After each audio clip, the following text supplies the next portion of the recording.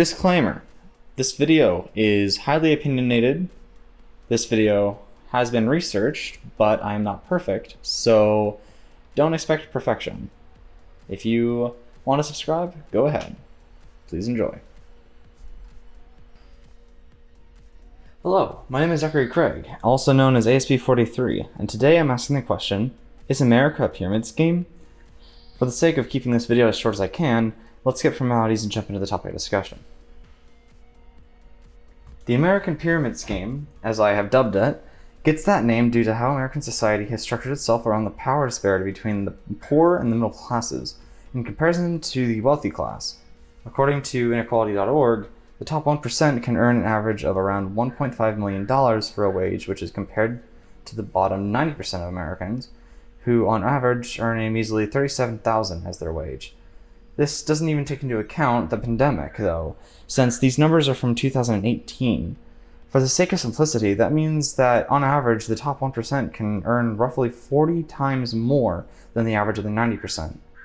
However, this all comes with a caveat that the wealthy have convinced us that by investing in them, we can all prosper so long as you are willing to buy into their products and businesses, and in some cases, the wealthy will even pay the lower 90% to spread misinformation about how beneficial the top 1% can be in an attempt to maintain their power, effectively creating an infinite cycle of people joining this brainwashed group while perpetuating the lies.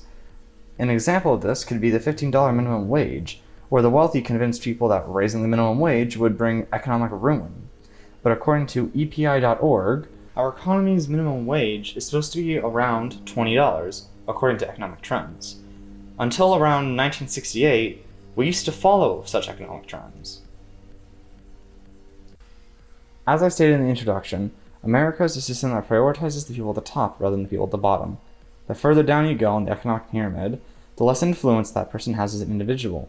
Of course, financials aren't the only factor. Race, sex, criminal status, and religion can also be major factors to your position.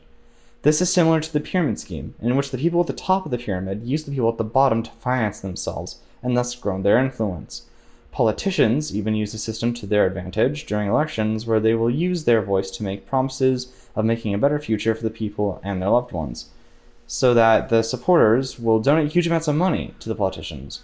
Then they will get into their office and drop any and all notions of fulfilling their promises. This has happened with Trump on almost every front. It happened with Biden and the $15 minimum wage. It happened with every other president in some form. And it don't even get me started on senators and House members. Almost every business in America has a structure that can behave like a pyramid scheme as well.